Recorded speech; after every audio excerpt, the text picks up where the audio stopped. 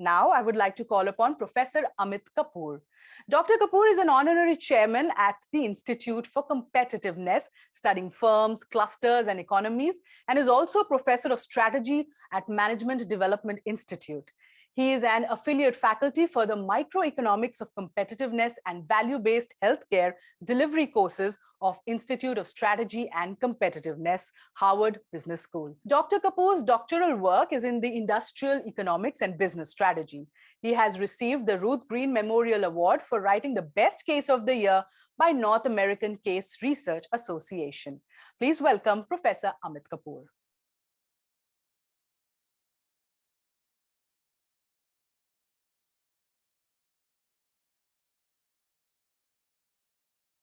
It's absolutely a pleasure to be here today and talk about how 5G can drive local innovations and startups.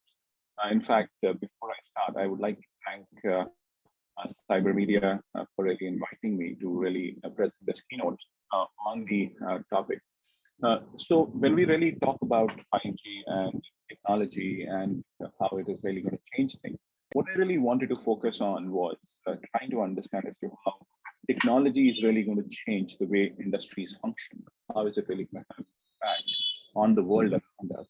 And some use cases as I really see it, and how I really see certain level of transformation that are really going to happen. So if you really look at this whole idea of internet and internet technologies and how things have really happened, I see it that there were 4 distinct stages or 5 distinct stages of this development. One was, of course, the early 1800s, like when we really talk about mechanical products and physical processes. And that is where you were talking about manually operating things, and it was mechanization. Then we moved into 1900s. That is where we had the first advent of computers, and specifically in 1960s. And that is where we really looked at something called as the value chain automation. And that is where IT automation and information collection and processes were happening across the value chain. The next step was very clearly value chain dispersion and integration. And when you really talk about value chain dispersion and integration, this is where internet was enabling coordination and integration across the value chain. But now we are really coming to a very interesting time. Like, of course, there was this internet at the same point in time when it was happening, but quite interestingly, we've had multiple generations of internet access has happened, but it was typically through 4G that we really found there is something unique that actually happened through this. And when I really say unique, it is in terms of like how we were able to enable our interactions, whether we were talking about B2B interactions or we were talking about B2C interactions. It was phenomenally changing everything. But now when we really talk about 5G, I foresee this as a technology which is going to have tremendous use cases and create opportunities which are immense. But if you really look at these opportunities, they are really going to be following in a certain order. And the magnitude of effect is really going to change or be transformational. And when I say transformational, it starts with the very idea of how industry structures will change. When you talk about industry structure per se, we have typically been looking at, okay, now we are working in industry X, the automotive industry. So you're a car manufacturer, you have competition, you have customers, but suddenly this whole industry is really going to change from a certain point in time when we are talking about automotive as a product, automotive as a service. And that is going to be a huge transformational change we are actually going to have. But then more than this, there are 4 distinct things which I feel are going to be driving a lot of things. We have really talked about it, but these are the 4 aspects which we need to fundamentally look at and understand. One is, of course, monitoring. And when we say monitoring, like how products can monitor and report their own conditions.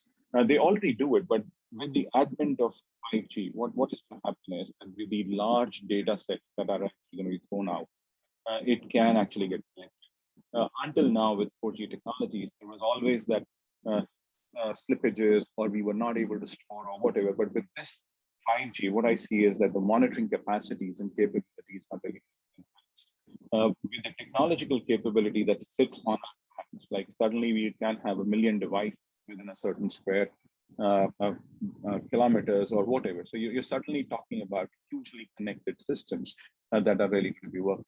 The second thing that I really see is the control aspect. the ability to control products and product operation from somewhere else.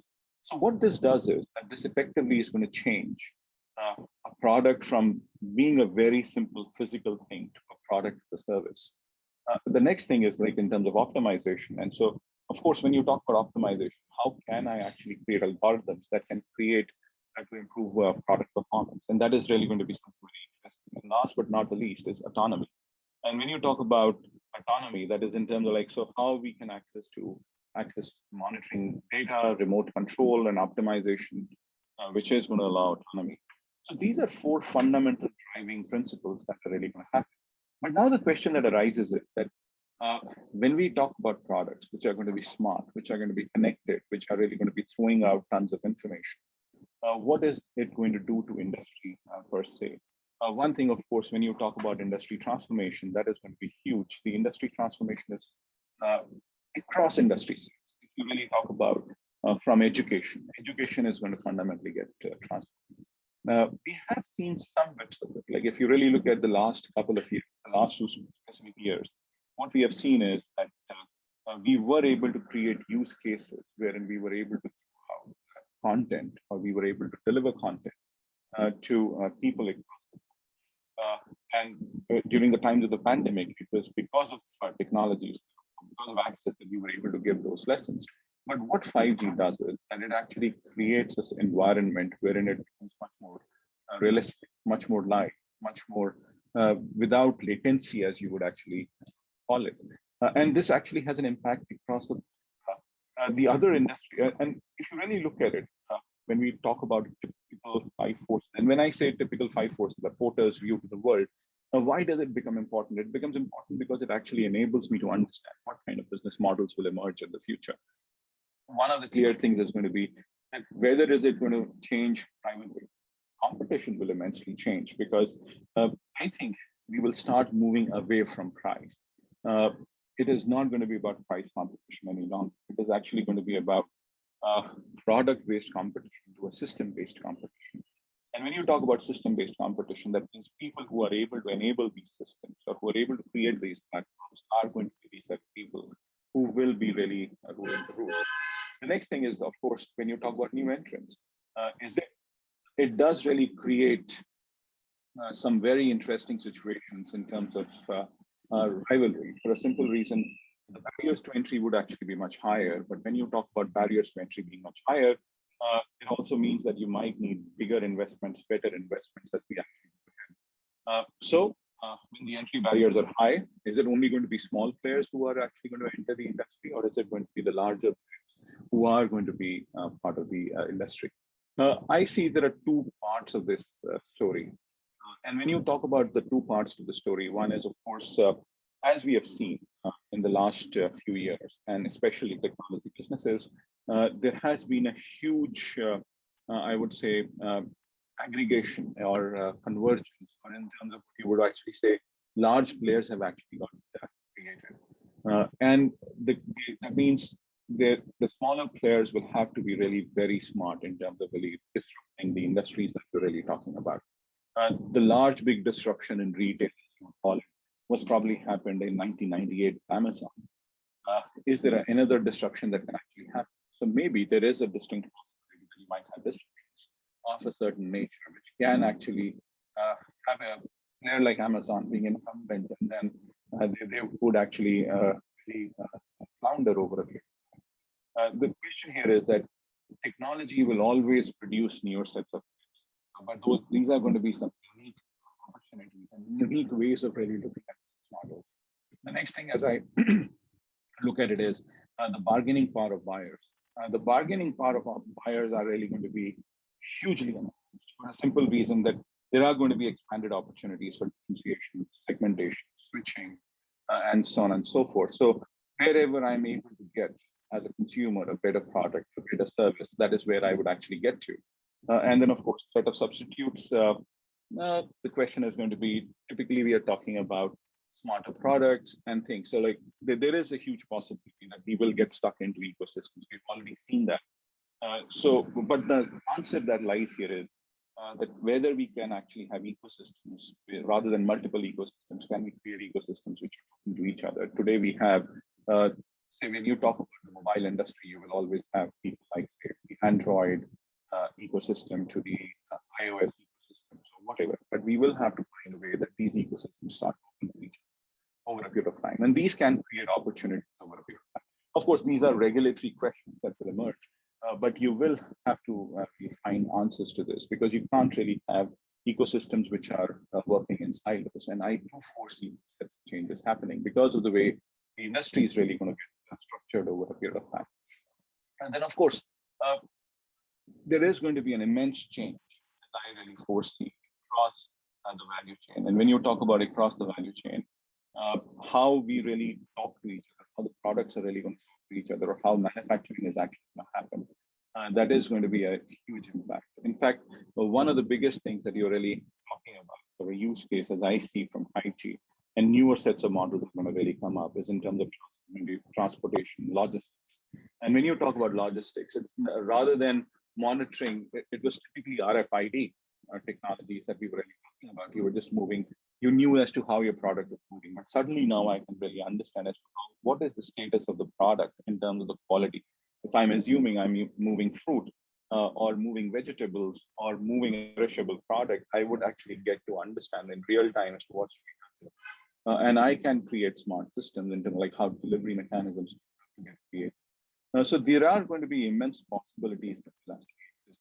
And then, of course, product development, we would actually say.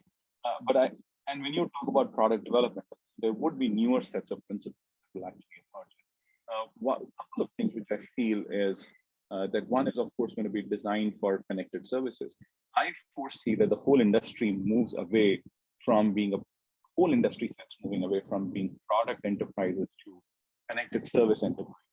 And when you talk about connected service enterprises, it is very, very clear that you will have to, what we are able to do is monitor product health and performance to inform service personnel of failures and things. And that is where you are in a position to enhance the lifetime value of the consumer.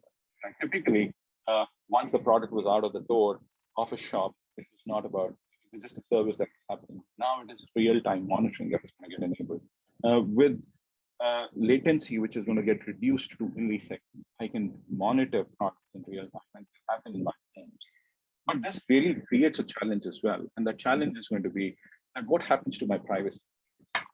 So when you talk about privacy, so much of data is pushed out. What happens to the privacy issues that happen? How much should I really get monitored? These are the questions that are arising across the world, and we will have to answer the solutions. But this also creates a very unique opportunity in terms of creating firms or having firms which would actually try to help you understand how to protect your privacy, how to protect your data. And that is going to be one big use case if you actually look at it. Clearly, very clearly, manufacturing will change, marketing and sales will change, after-sales service will change. So what we are saying is that there is going to be a change across the value chain that we have. But one of the most profound things I see it is data rights, security, and privacy, which is really going to emerge over a period of time. Having said that, what we really need to look at is how do we really make the transition? And that transition is really going to happen is it going to happen in steps, or is it going to be a major disruption that actually happens? I think we are moving to a transition which is going to happen in steps. We are going to get prepared for it. But having said that, the bigger question that arises in front of us is that how do we really solve social challenges through advent of newer technologies? What I see is that there are at least 2 or 3 distinct areas in which social challenges can actually get really taken care of with this newer set of ideas. And this is where I see newer business models and new opportunities really coming through. One of them very clearly is going to be about education, as to how we are able to take education to the level of villages. Like today, during the time of the pandemic, what we did see that there were data blackout areas, but with newer technology, what I see is that there is going to be a huge reduction in these data areas. My possibility of taking learning to younger kids is going to be very, very high. So typically, when you talk about education and delivery of content, we have always been very excited about delivering content at the higher education level. But what I see with 5G, the new set of technologies, I would see that you can create capacities on foundational learning. And when you talk about foundational learning, that is the base where you can actually, because the moment I'm able to really go and create those models on foundational learning, that means if I'm able to teach kids who are between 3 and 10, I'm able to teach them mathematics, I'm able to teach them language, and if I'm able to use this and create content around it, it has a huge impact as we really look at it. So I see it is, rather than higher education, I see huge possibilities happening here at the level from 3 to 10 and in the area of foundational learning. And we have been talking about certain traditional firms right now. We have had great, interesting enterprises like, say, Baiju, Academy, etc. But I see newer players emerging because they will fundamentally understand as to how things are changing, how we have to really give foundation learning to people. What I say is that, yes, we have seen that whole path. So we are going to move from we are looking at an evolutionary change, not a revolutionary change, but this evolutionary change is going to be huge. And for the first time, we are going to have technologies which are able to solve problems. The next thing that you really look at, when we talk about low resource things, and specifically things like, say, water, how water has to get delivered. If I am able to really use these technologies, try to understand where water has to be sent, I can actually have smart water distribution systems that will actually get created. So in public services, there is going to be a huge impact. And how do firms really create models around these public services is going to be huge. We've always talked about smart grids, but I really see huge opportunities across in very, very basic services that can really be taken to people. So there is going to be an interesting thing. And the next thing, if you really look at it, one of the other things which is going to fundamentally alter, and when I say low resource setting, then specifically in a country like India, I see tremendous usage of newer technologies, and that is about healthcare. And when you talk about healthcare per se, healthcare has always been a challenging subject. And of course, not in India, it's happening everywhere. The pandemic has exposed the challenges that we can actually have. You can only be prepared for a healthcare system at some level. But when you talk about newer technologies coming in, I think you can have remote access, or you can have remote monitoring of patients, and you can really solve this. I see a heart disease. We've been talking about remote technologies, or we are talking about doctors sitting somewhere and operating, and that is going to be a reality here.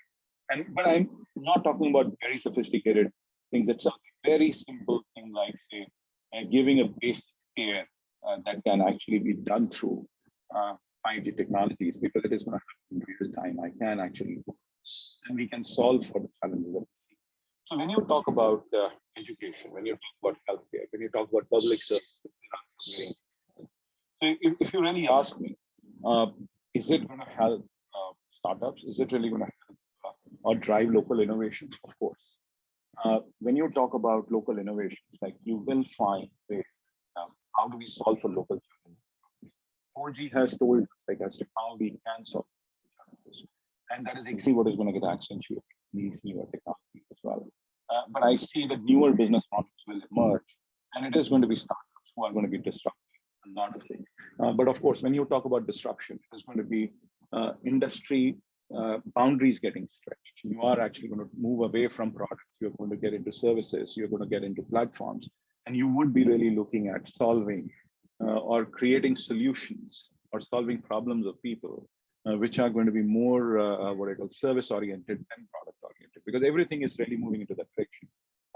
One of the other things which I should talk about, which I feel in a country like India could be very interesting, and how 5G technologies could actually help. And I'm super excited with it, because the kind of challenges that we face when we are moving from, say, a place like Gurgaon to Delhi, the traffic challenges, I think with IoT, connected devices, with all that information that can be sitting in my car, and how the traffic is moving, I can actually create smart traffic systems.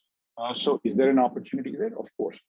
So having said it, I think there are 4 or 5 big takeaways that we can actually look at. And those 4 or 5 big takeaways is that there is going to be a certain huge level of industry structure. You will see industry boundaries blurring. You will have negative impact on privacy. We will have to create solutions for it. And then, of course, what we are saying is the opportunities are within services and the opportunities are within creating models which are going to solve for very basic social. And this is where I see this can be a game changer for a country like India. And when we say game changer for a country like India, as we say, I would like to invoke what the government actually says all the time, that it is about ease of living. And I see that these technologies will enable us to really create that ease of living for people and for the population and for the betterment in the future as we move along. So I think my time's up. Thanks a lot for the opportunity, and it's a pleasure being here. Thank you.